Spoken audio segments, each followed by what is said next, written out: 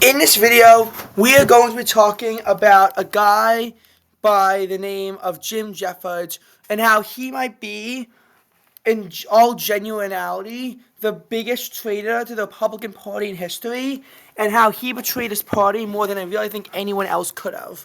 But first, we need some context. Jeffords was first elected to the Senate as a Republican from Vermont in 1988. As you can see, in 82, even though it was Republican, it was won by Stafford instead, so Jeffries first won a seat in 1988. At this point, Democrats had a 55-45 majority in the Senate, as they had mostly consistent Senate control ever since the 1930s, and I'm not even kidding when I say that.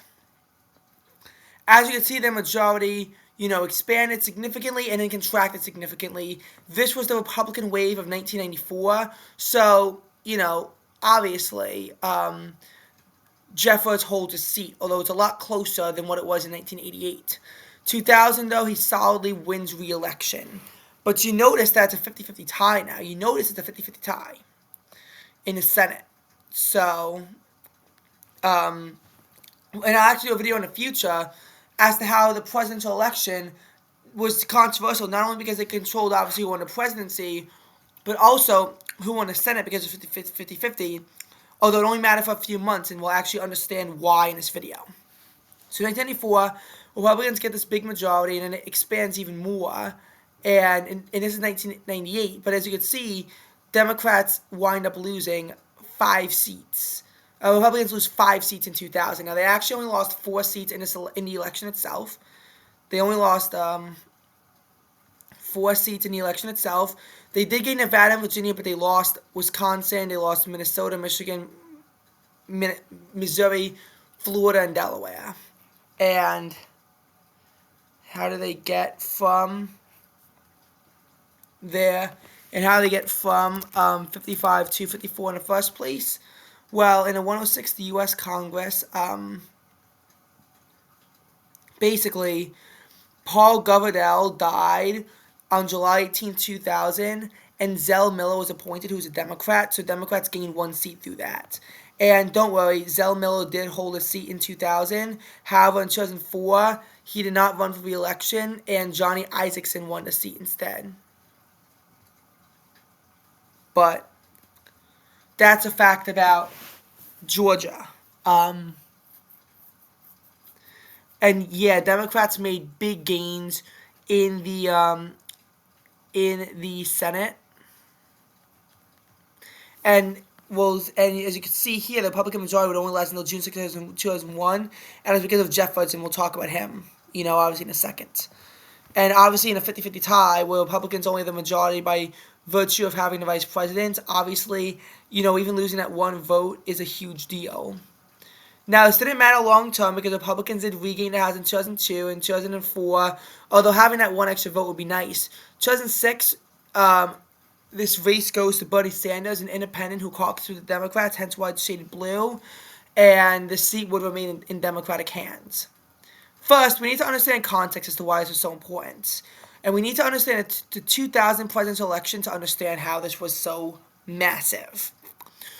Because, basically, if Democrats had won the presidency, this wouldn't really have mattered. Because 50-50 in an election where the Democrats win is not really a big deal. You can see in 2020, when Joe Biden won the presidency, and then the Senate was in a 50-50 tie after the 2020 elections, obviously, as we know, Democrats had control. But in 2000, Republicans won the election, which is very controversial. Obviously, we all know what happened in Florida. It's Bush won by 0.01%, and a very controversial election in U.S. history and obviously Bush had a lot of other opportunities. Like if he could win his home state, then the results in Florida wouldn't have mattered. But, obviously there's a lot of stuff that, a lot of very close states in this election. It was a very contentious election, probably maybe the closest election in U.S. history. And as you can see, this obviously meant that the results in that the results for the Senate were in question here. So it wasn't just the presidency, it was also the Senate. And we'll do a video about that too, as to how, we'll do a video about that too. But what you have to understand here is that this was a very tough. Is that if Democrats had won Florida instead of the Republicans, then this wouldn't really have mattered. Yeah, the power sharing agreements would have gone away, but like Democrats would have still been in power anyway. But it was so big because Republicans won the presidency. What was not in question though was Vermont. Gore won Vermont by 10%. It was actually a pretty solid Republican state, save for 1964. Throughout U.S. history, if you go into the older elections tab, you'll see how it was consistently voting for them.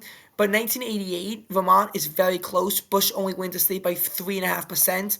And in 1992, it moved solidly towards Democrats. 2000 is really the only time Vermont was even single digits after that, and it was still 9.9 percentage points afterwards. It's really become one of the most Democratic states in the country.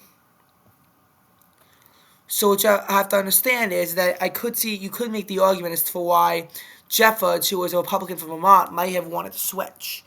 But it still doesn't mean I think it's acceptable. The 2000 U.S. Senate election in Vermont, Jeffords, again, he won in a landslide. He won by 40 points. Every county went for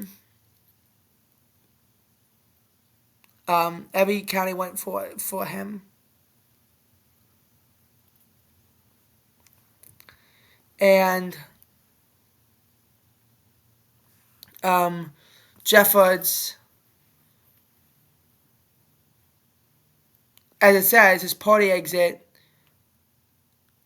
broke the 50-50 lock in the Senate, and they say effectively gave Democrats the majority. So again, Jim Jeffords, as a U.S. Senator, there's a whole section where as departure from the Republican Party, and he became an independent who would caucus with the Democrats. So it's not like he was an independent who caucused with the Democrats like Sinema or Manchin did. Towards the end of their senatorial careers, like he was with the Democrats.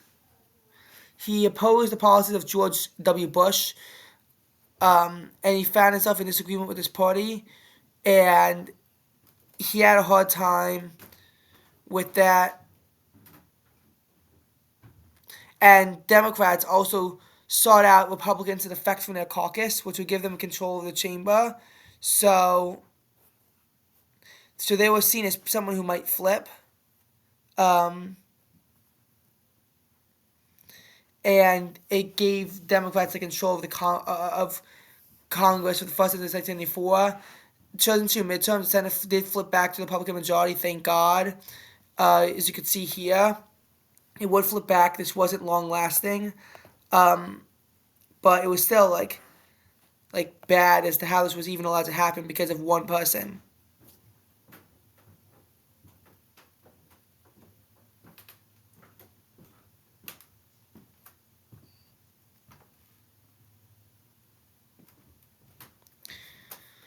And of course, 2006, it maintained the Democrat hold. So this was devastating for the Republican Party because they actually had a government trifecta before this because they had a very slim majority in the House, and now it's like,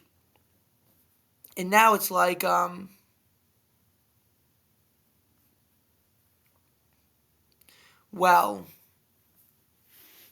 Democrats had control.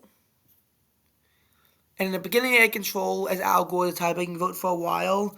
But then Dick Cheney became the tie-breaking vote. But then Jim Jeffords switched parties, and that really hurt his case. And that really hurt their case. Now, it is then weird for the Republican Party as to what happened next, because then they technically had a majority again when Jim Talent took coherency after the special election, but there was no reorganization because the Senate was out of session, and